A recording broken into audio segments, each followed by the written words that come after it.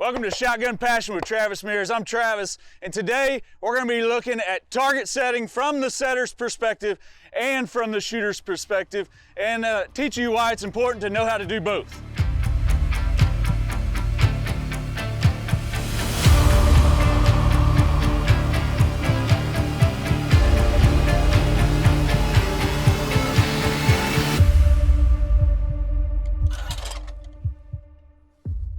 We're out here at Defender Outdoors Clay Sports Ranch. This is my range here in the west side of Fort Worth, Texas, and take a lot of pride in the range here. We've got 4 courses, 42 stations, over 100 clay target machines, and oftentimes it's my job to set the targets. Go out to the station, position the traps to where they're set to be entertaining, challenging, and make you want to come back day after day and shoot. So today we want to go through kind of the perspective as a target setter and give you also the perspective as a shooter, because not only do I get to set the birds, but I also get to come back and practice them.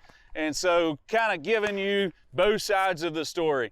As a target setter, my goal is to set a station that's entertaining, meaning attainable. Okay, I want you to hit some birds, but I want them to be easy to hit and easy to miss. Okay, and so we can do that through speed, distance, angle, pair scenarios, specialty targets, all these different things that I can do to make them inside of your comfort zone, but make you miss 1 or 2 at the same time. As a shooter, I fall into the target setter's trap every once in a while, okay, even if I set the birds. There's all kinds of tips and tricks that the shooter can learn by knowing how to set clay target machines that'll help you in competition or practice. Knowing that if the machine is leaned this way, it's doing that. Knowing if the target is a midi instead of a standard, that it's closer than you think. If you understand the target setter's goal and why he set the birds the way he set them, I promise you it'll make you a better shooter. And on the flip side of that, if you're a shooter, I think it makes you a better target setter, okay? Because you know what's fun, you know what's entertaining, and you know what the shooters are out looking for. So we're gonna go through the course today. We're gonna look at a couple different stations, a couple different scenarios. We're gonna have some fun doing it. Hey Gary, let's take that tail out just a little bit. That'll work. Awesome. Introducing a new star here. This is Gary Madigan. He's course setter and course manager here at Defender Outdoors. And as you can see, target setting is a team sport. Sometimes I'm out in the field wrenching, sometimes he's out in the field wrenching, but somebody in the station kind of giving their idea and the other person is adjusting the traps until we get there. This particular station is on the ranch course and it's a pretty challenging station. But what I think is unique about it is the targets individually are very hittable. Both of them are inside of 30 yards. They're very easy to hit if you were shooting singles or report pair. But as a target setter, this is station 5 or station 3 on the ranch course, which is always a 5-pair station. We like to make this true so that the course flows well, meaning that the report pairs take longer, the true pairs go faster. This has 5 pairs, that station has 4. And so to make the timing of the course work, this is always a true pair station. Going back to the targets, okay, both of them fairly easy, but when you put the two together, it's an eye trick and it's also a timing game, okay? And so this true pair has one bird that's quartering out, kind of slicing up, and the other one is coming across that one, showing dome and quartering out. So let's look at this pair and see if we've accomplished what our goal is on this station. Bang, bang. So you have to kind of understand that I might shoot the birds quicker than those guys on that next station that average 80 years or even less experienced at 10 years old, okay? And so as a target setter, I like to look at the true pair and think if I shot a little quicker, what it would look like. If I shot a little later, what would it look like? And make sure that the targets are attainable for both novice, older, good shots, for everybody is what I'm trying to say, okay? So this particular pair, I've got to be fairly confident, fairly quick on the first bird, and I've got to let my gun rotate over to the second bird that's a little further out. So I like the way this station's set. I think that people are going to come in and they're going to think this is not hard, okay? Neither one of the targets are super challenging, but I bet you that out of the 5 pairs, they're gonna miss 1 to 2.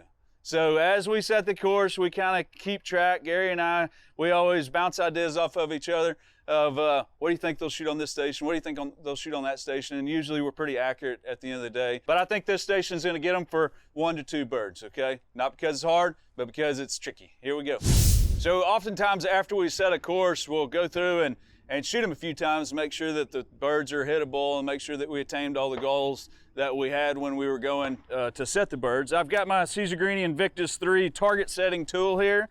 And so we're gonna shoot this tricky little true pair and make sure that it's gonna be good enough for the tournament. Pull.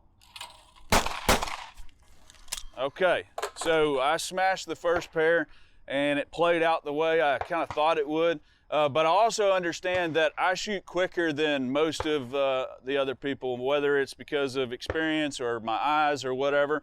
And so I think it's important as a target setter to shoot this pair as if my eyes were much older or slower or whatever the case might be. And so we're gonna shoot this true pair slower and see if it's still obtainable.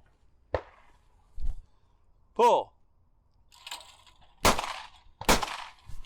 Still a dead pair. That second bird was an extra 20 yards out, but I hit it. And so I think I accomplished what I wanted to on this true pair.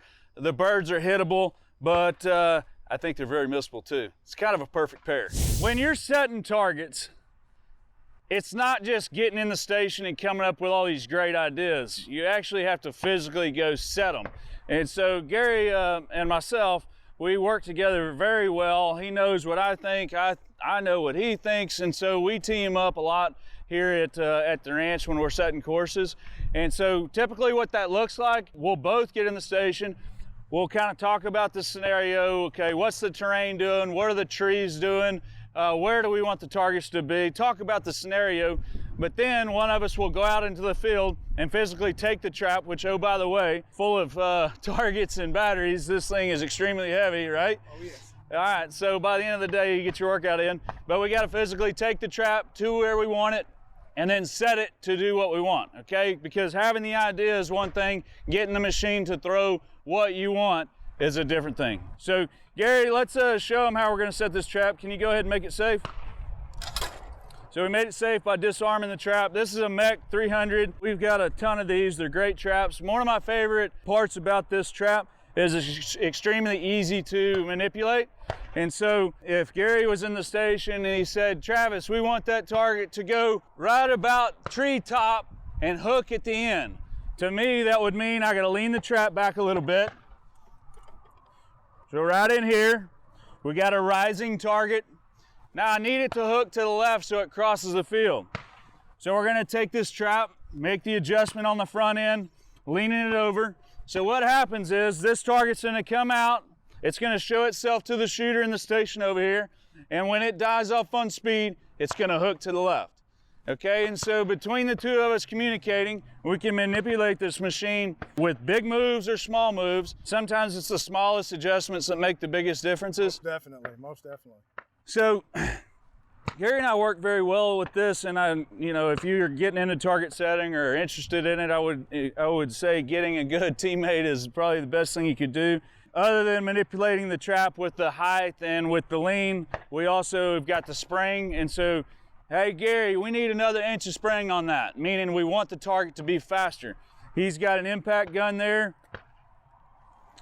and he just back the spring off, add another inch to it, and it's gonna make this target 5 to 10% faster. Likewise, if we wanted to go the opposite direction and slow it down, he'd take a little spring off. So as a target setter, getting the idea, figuring out what presentations you want, and then going out there and executing and getting it to do what you want is the challenge. And also, would you agree it's the fun part? It is the fun part, most definitely. So Gary and I, we have a blast setting, and then we have a blast going back to the pro shop after the tournament and hearing all the shooters, talk about particular stations. So what's a station that we've had recently, Gary, that like people came back to the pro shop and chatted about? I recall back on the Outlaw course, we had an NSCA and we had a little flopper.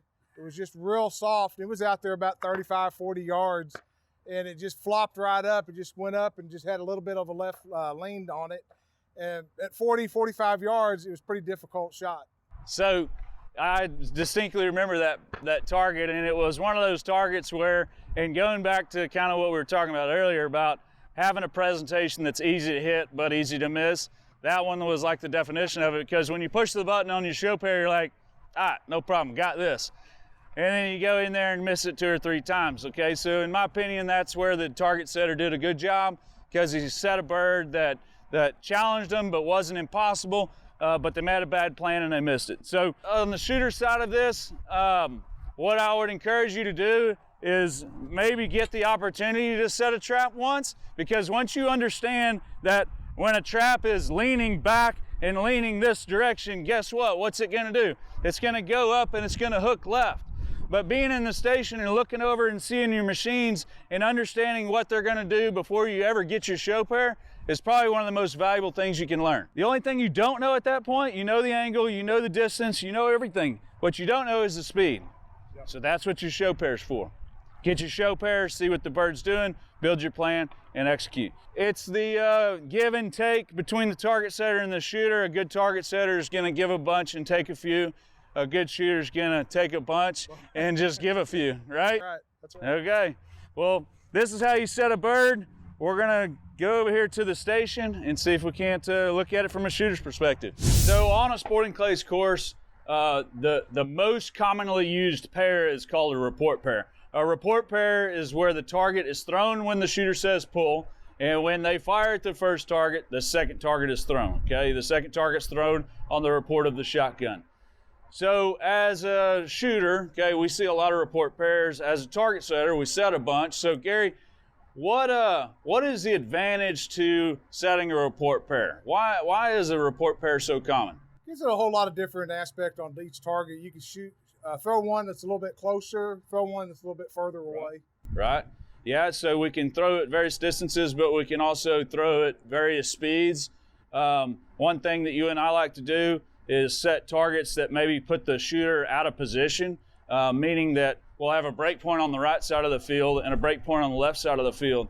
So what's another thing that we can do that would make a report pair fun? Another good thing is you can throw a dome bird, which you're going to see the orange or a yellow or a green bird, and then also a belly bird that's going to use the all black. So so what Gary what Gary means by that is when we say dome as a target setter, and when we're setting birds, I'll say, hey Gary, give that target a little more dome. And what that means is the target is you're showing the top of the bird, okay? From the shooter's perspective, you're showing the top of the bird.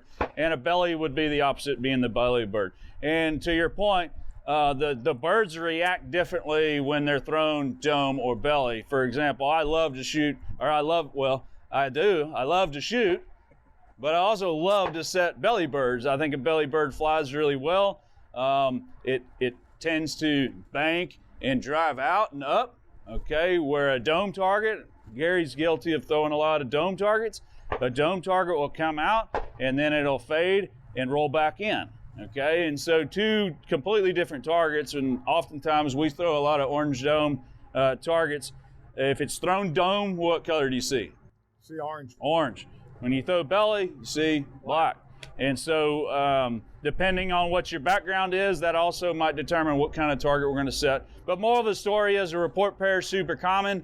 It's really fun for a target setter to set because I can get away with throwing a target at 50 yards if I back it up with a 20-yard crosser showing all belly, right?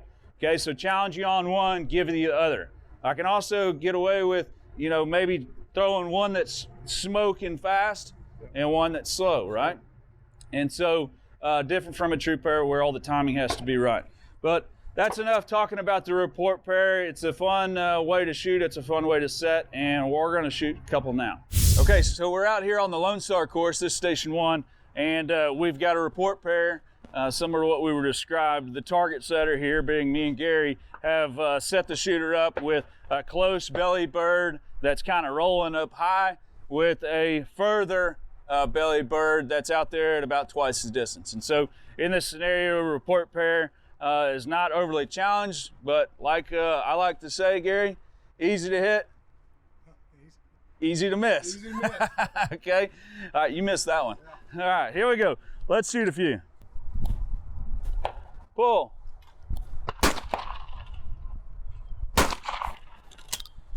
All right, as a target setter, we did good. As a shooter, we did good. Everybody's happy here.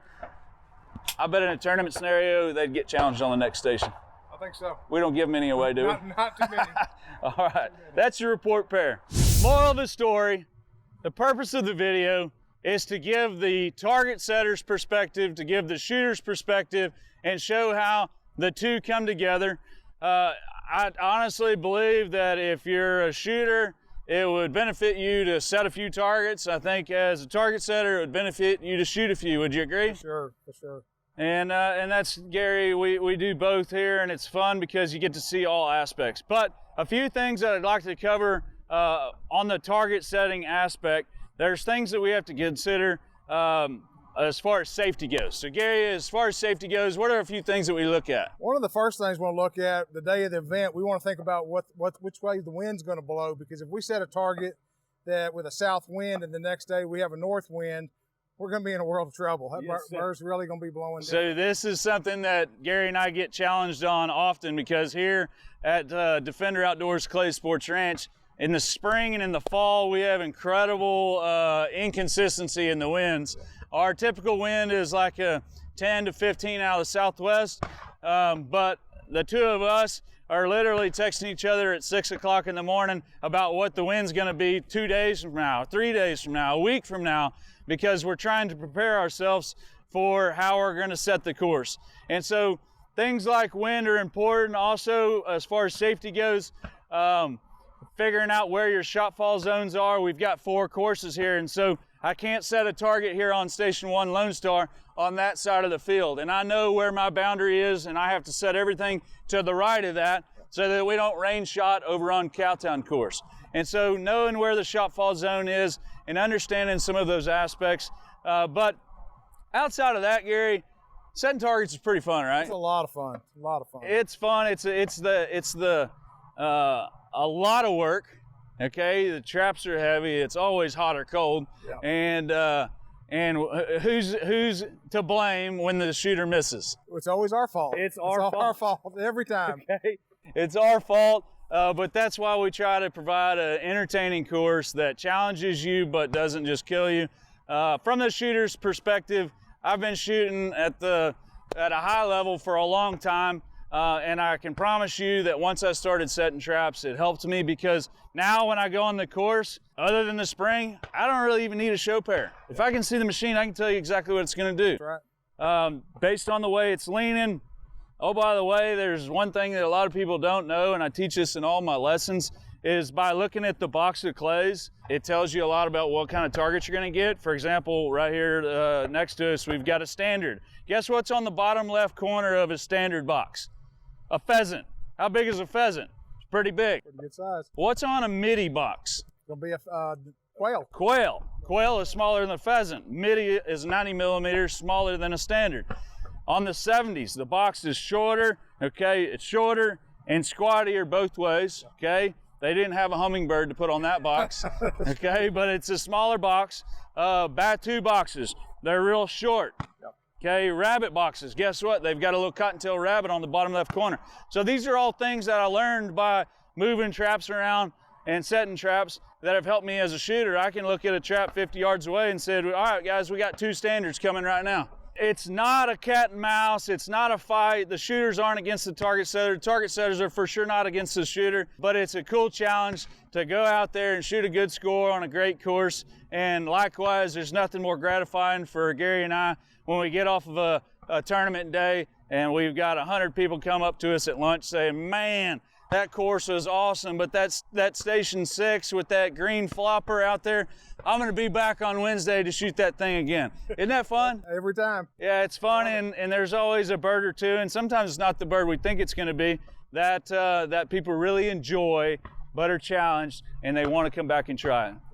So, Gary, man, me and you have set literally thousands of targets, thousands of traps together, but we still have fun doing it. And when we're not setting, we're shooting. And so the shotgun sports is all about having a good time. So whether you're setting, shooting, or just dragging your kid around on the course, I hope you enjoy the course as much as we do. And thank you for joining us here on Shotgun Passion with Travis Mears.